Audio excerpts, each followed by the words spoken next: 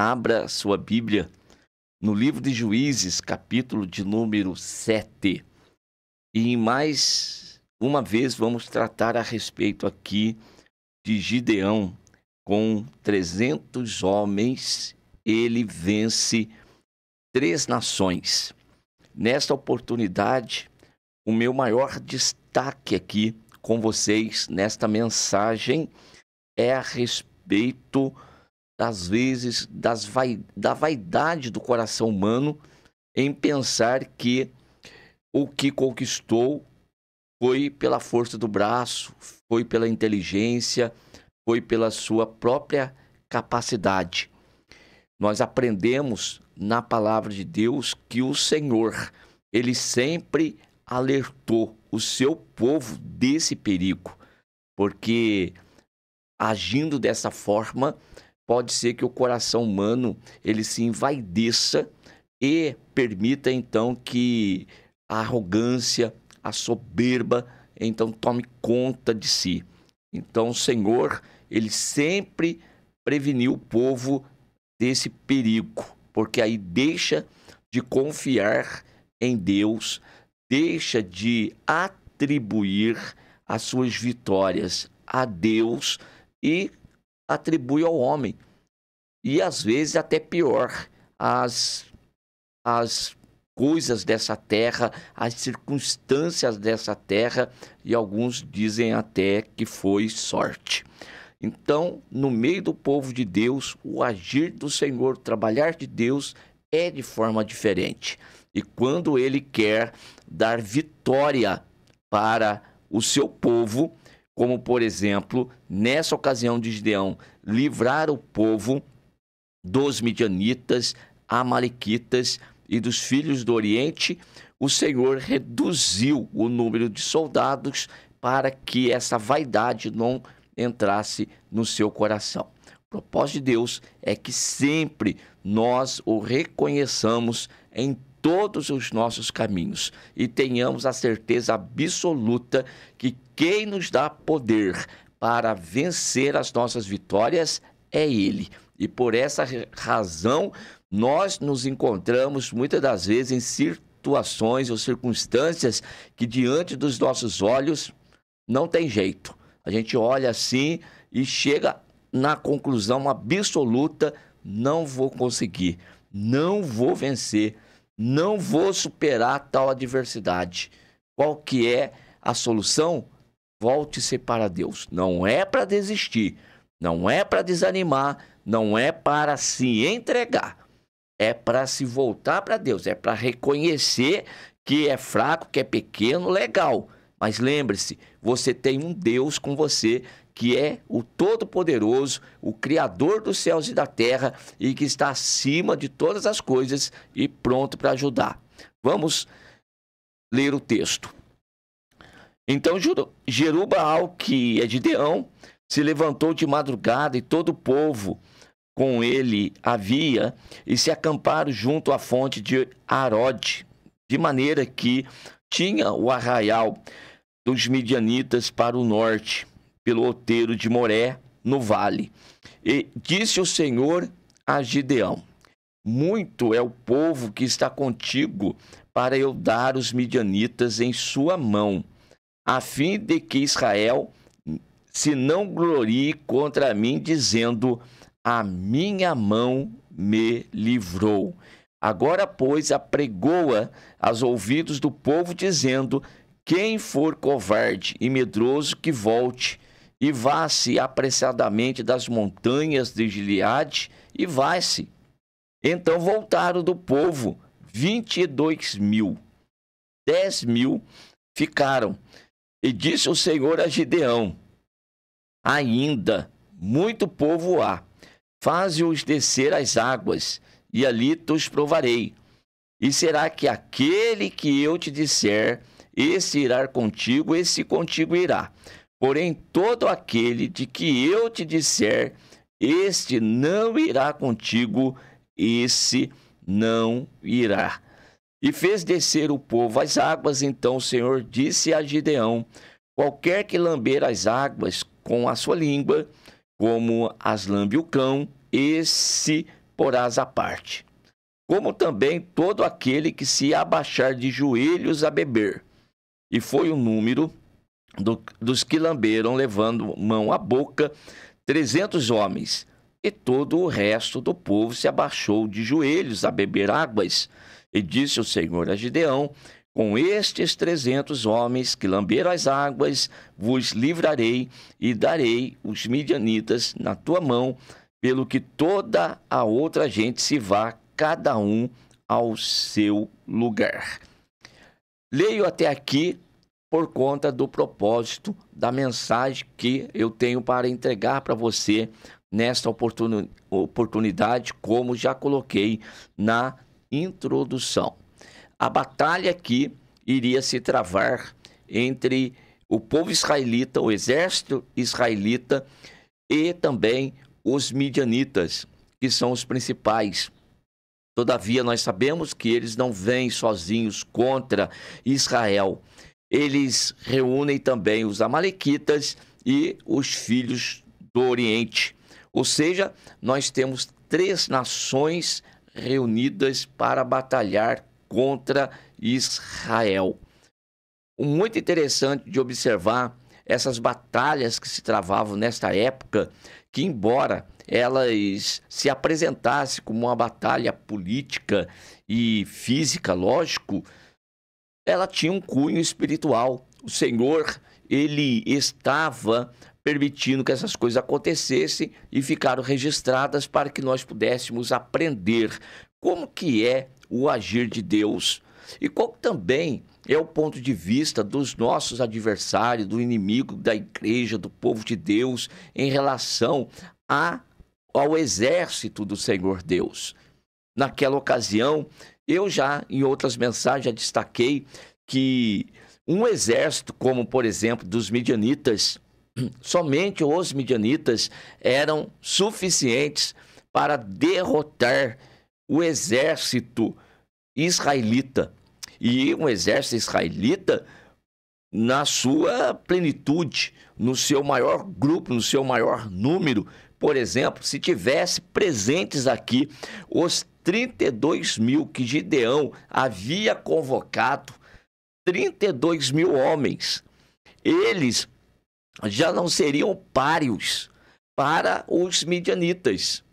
Mas o que acontece nessas batalhas, que vejam, não é o número de homens que ganha a batalha. Não é a capacidade do homem que ganha a batalha. Todas as vezes que houver uma guerra espiritual travada, quem vai batalhar por nós, embora nós tenhamos que entrar na guerra, é Deus. É Deus que garante a bênção, é Deus que abre a porta, é Deus que derrota os inimigos. Contudo, quando nós temos uma condição aparente humana e nós dizemos assim: ah, fui eu que consegui. Pois é, nunca foi o homem, nunca fui eu que consegui, sempre foi Deus. Mas existem momentos na jornada e na caminhada que nos passa pela cabeça isso, pelo coração, essa vaidade humana em pensar que quem ajudou foi a capacidade que eu tenho, a condição que eu tenho, a minha inteligência, ou então as pessoas que eu conheço, as amizades que eu conheço. E aí nós incorremos no erro muito grave em procurar primeiro socorro humano, para depois perceber que o socorro humano não resolve e todos os nossos recursos se esgotam, e a partir daí a gente vai para Deus. Aí ele sempre é o último recurso, ele é sempre o último que nós vamos buscar. Deus, ele não quer que nós façamos isso.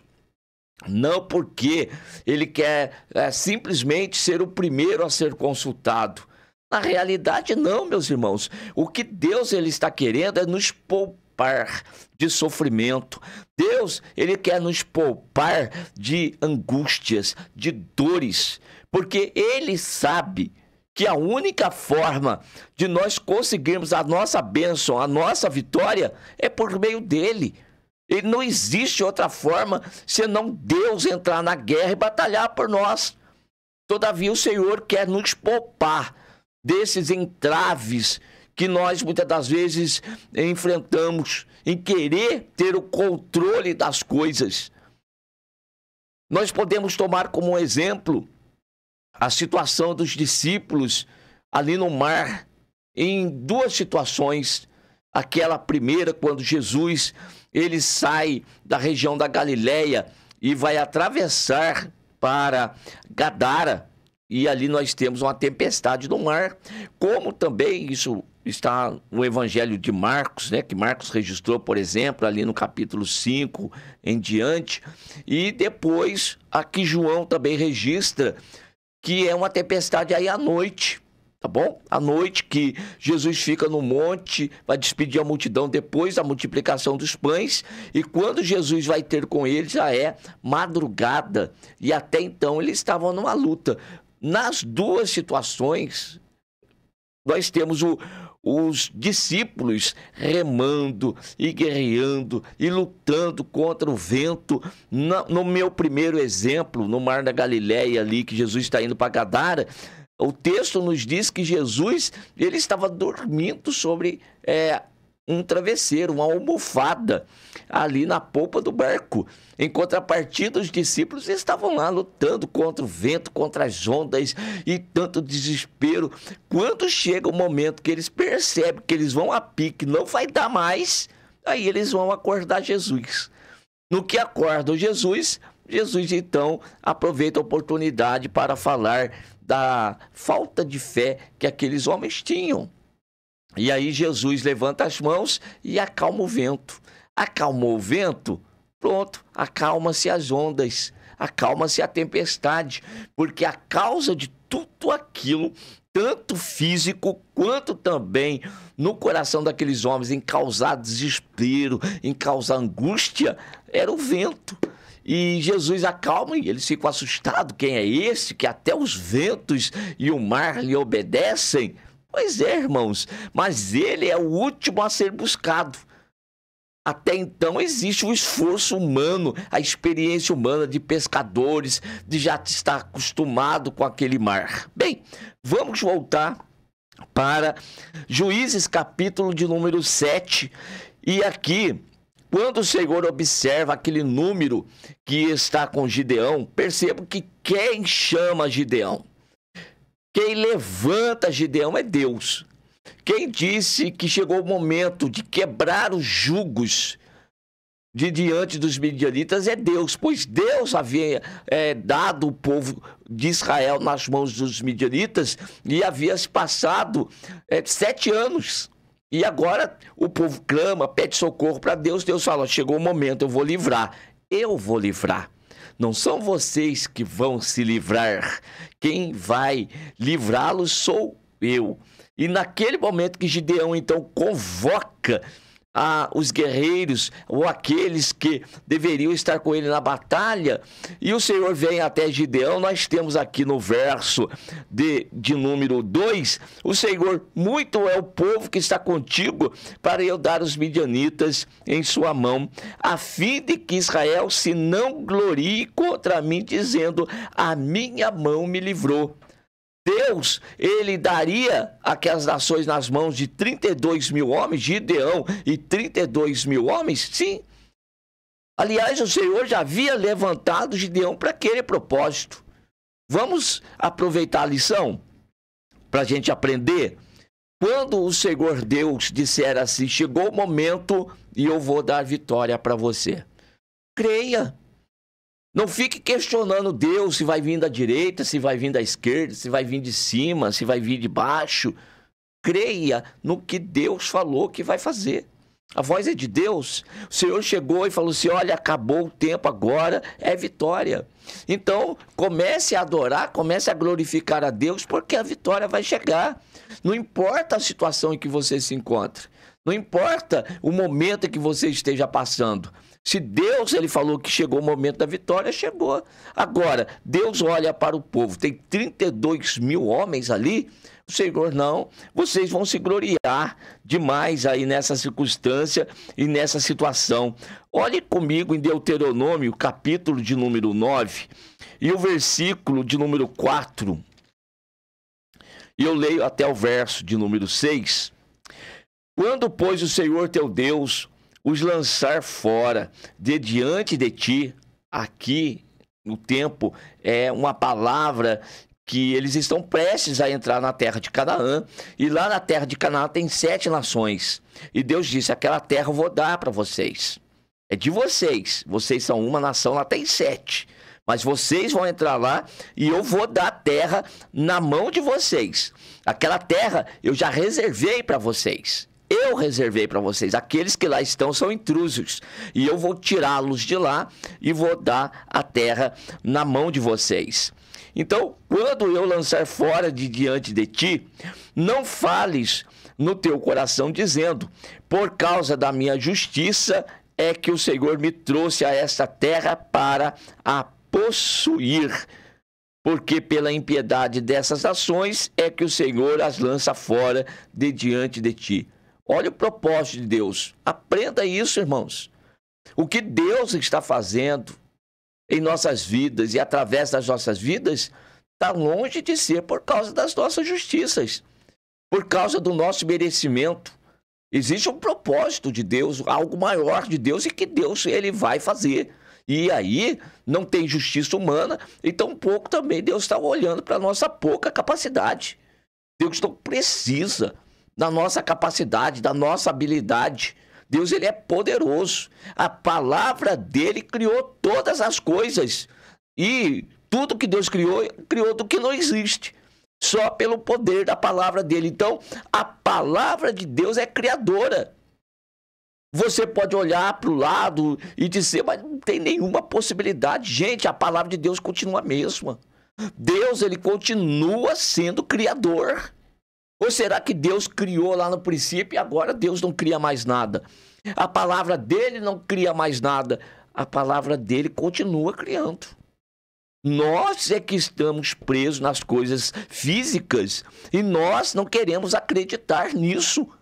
Nós olhamos, eu preciso trabalhar, ajuntar e reagrupar, e daqui uns anos eu terei. Irmão, se Deus quiser, daqui para amanhã mudar a nossa história, seja ela qualquer área da nossa vida, e ele tem poder para fazer, ele vai fazer, independentemente de qualquer coisa. Então o que Deus não quer é que nós venhamos pensar que fomos nós que fizemos. É por causa da nossa justiça. Eu orei bastante, eu me consagrei, eu me separei das impiedades desse mundo. Irmão, isso aí não se deve fazer para alcançar algo de Deus, para cativar Deus. Não, isso aí a gente faz por causa da santidade de Deus. Isso cabe a nós. Tudo isso que eu já mencionei, que eu acabei de mencionar aqui, faz parte da vida cristã. Não é para conquistar nada. Deus ele vai dar. Fique tranquilo. Verso de número 5. Não é por causa da tua justiça, nem por causa da retidão do teu coração, que entras a possuir a terra, mas pela impiedade dessas nações, o Senhor teu Deus as lança fora diante de ti, e para confirmar a palavra que o Senhor teu Deus jurou a teus pais, Abraão, Isaque e Jacó. Então veja que tudo que Deus ele está fazendo, ele está preso, ele está entrelaçado, ele está compromissado com a sua palavra. É aquilo que Deus ele mostrou para Jeremias, dizendo para ele numa visão, o que você vê? Jeremias responde, eu vejo uma vara de amendoeira. Pois bem, viste bem. Por que viste isso? Por que eu te mostrei isso? Para te mostrar que eu velo pela minha palavra para fazê-la cumprir. Então o Senhor Deus, ele está compromissado com a sua palavra. Então nós precisamos ter esta palavra conosco e pode ter certeza, o milagre no momento oportuno, ele vai acontecer. E o verso 6, sabe pois que não é por causa da tua justiça que o Senhor teu Deus te dá essa boa terra para possuí-la, pois tu és povo obstinado. Então, nós devemos sempre nos lembrar que quem opera, que quem faz é Deus. Os Salmos de número 20 e o verso 7 e o verso 8 diz assim, muitos confiam em carros, outros em cavalos, mas nós faremos menção do nome do Senhor nosso Deus. Sempre quando eu falo a respeito desse salmo, e principalmente desse versículo 7, eu gosto de me reportar lá a Josué, capítulo 11, principalmente, quando ali na conquista da terra, Deus dá uma ordem para o povo dele, que conquistando a terra, os cavalos deveriam ser jarretados e que os carros de guerra deveriam ser queimados no fogo. Por que isto? Para que o povo não colecionasse armas e quando entrasse na guerra não caísse no Deuteronômio capítulo 9 que nós acabamos de ler. Não era para acontecer. Foi o meu carro de guerra, foi a minha arma poderosa, foi meu cavalo forte, como o Egito tinha os cavalos, os assírios. Israel não tinha arma. Não podia colecionar essas armas, por quê? Porque é sempre Deus que está guerreando e Deus pelejando. Então não era para colecionar estas coisas. O que é do mundo é próprio do mundo. E daí Paulo, ele vai dizer a respeito das guerras espirituais que são travadas. E como eu disse no início da mensagem, é bom percebermos, embora ela se trave no mundo físico, todavia ela tem o cunho espiritual. Paulo falou de armas carnais. Elas são incapazes, elas são impotentes diante da guerra que nós estamos. Nós temos que ter conosco armas poderosas em Cristo Jesus para a destruição das fortalezas de Satanás. Armas poderosas em Deus. São armas espirituais que nós temos que ter. E a principal delas é a fé. É confiar naquilo que Deus tem falado para nós. Então voltemos aqui para Juízes capítulo 7. Então Deus diz para Gideão, já grita aí e fala para medroso e covarde voltar para trás. E Gideão, ele olha para aquele grupo que ele tem consigo e fala, covarde e medroso, pode voltar. Aí volta do povo aqui 22 mil. O que covarde e medroso vai fazer no meio da guerra? Só para fazer número? Pois é, para fazer número não tem necessidade mesmo. E Deus também não conta com covarde, não conta com covarde e medroso. Vai atrapalhar e não vai ajudar. Vai desacreditar. Vai acontecer como aconteceu lá em Números. Quando aqueles 12 homens foram lá para espiar a terra, quando retornam, 10 deles difamaram a terra e descreveram algo terrível da terra, que a maior parte da congregação acreditaram neles e desobedeceram a Deus, caíram na incredulidade, tombaram no deserto por causa disso.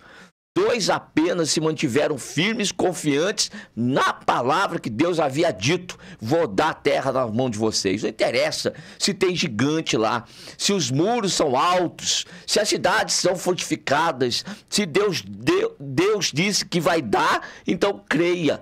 E covarde e medroso não tem essa condição. E aí Gideão olha, e agora com quantos que ficou? Fica com ele ali apenas 10 mil. 10 mil contra 3 nações.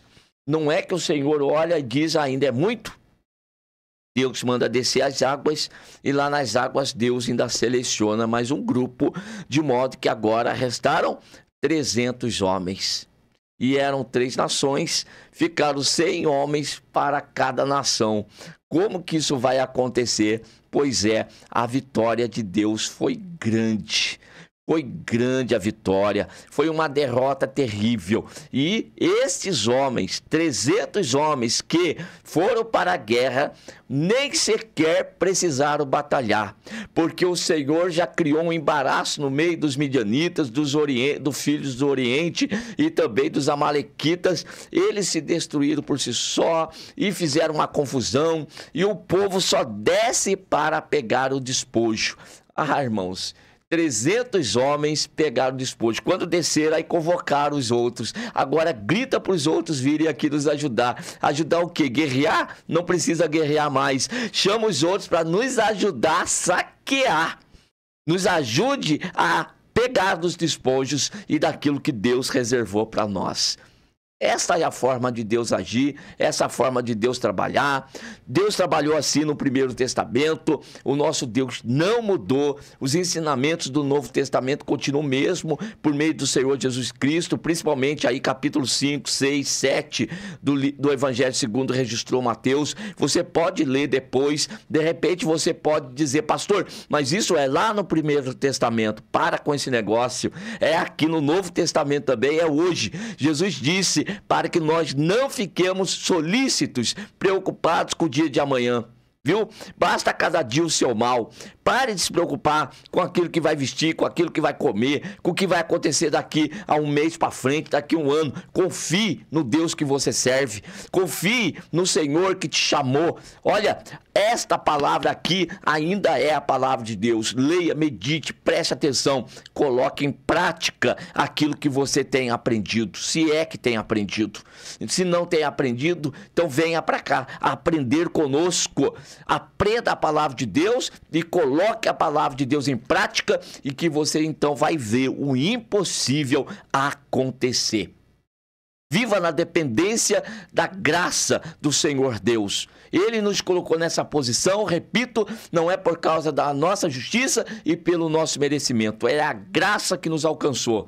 Uma vez que a graça nos alcançou, vamos fazer valer isto. Vamos viver na dependência dele, na confiança dele. E tudo que nós formos fazer, coloquemos o Senhor em primeiro lugar e vamos confiar. Alcançou uma bênção, alcançou a vitória? Não se esqueça de contar na igreja, diante da congregação, para servir de testemunho daquilo que Deus tem poder para fazer. O nosso Deus continuou mesmo operando grandes milagres. Você precisa usufruir disso. Amém.